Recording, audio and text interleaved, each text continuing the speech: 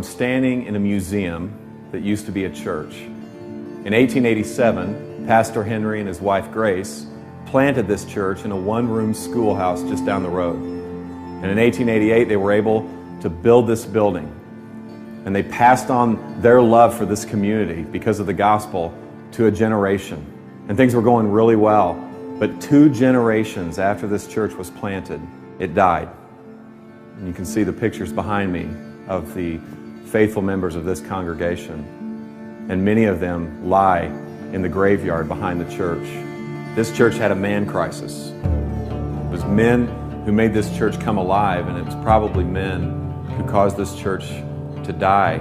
In churches, when men stop investing in younger men stop caring. That's probably what happened to this church, and that's definitely what's happening in our churches. Older gentlemen do not know how to finish well. They don't know how to invest. And so middle-aged men don't know how to stay married. They don't know how to stay connected to the hearts of their children. And so younger men don't even want to be men. And so younger men are prolonging their adolescence. And they're doing this residentially. Guys in their 20s and early 30s, a third of them live with their parents. That's a 100% increase in the last 20 years.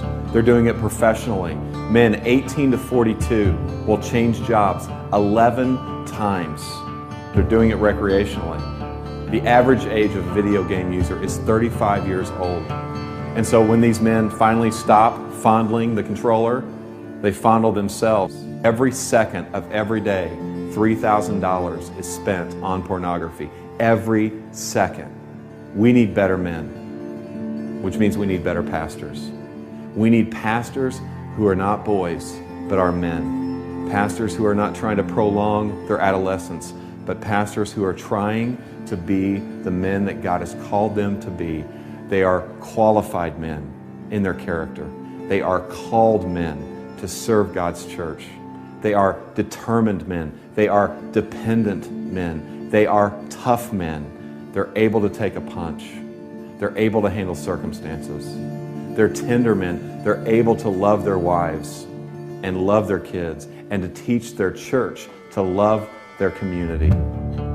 Tragically, the last time the gospel was preached from this pulpit to this church was 1957. 3,000 to 4,000 churches this year will close just like this church. Why? Because the story and the glory of the church becomes bigger than the story and glory of God. See, the men and women who planted this church, they actually believe this stuff.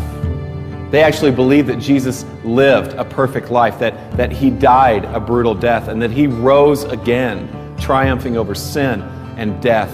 They believed it. And because they believed it happened, they believed it had implications on their life, that their sin could be forgiven, that they could have a new identity, and that they could be sent on mission with this God who is on mission. But the reality is most Christians are not on mission. A recent poll said that 60% of all Christians felt no obligation whatsoever to share their faith. Now, the temptation for us pastors is to beat the sheep with a stat like that in our sermons. But here's the reality, guys. They're simply imitating and following our example. We need a glimpse of the God who is on mission. My friend Dave was meeting with a consultant who asked him this question. Dave, why do I have a bigger dream for your church and your city than you do? And I don't know about you, but I don't want anyone to have a bigger dream for my church and my city than me. And I don't want to build a museum. I want to be a part of a movement.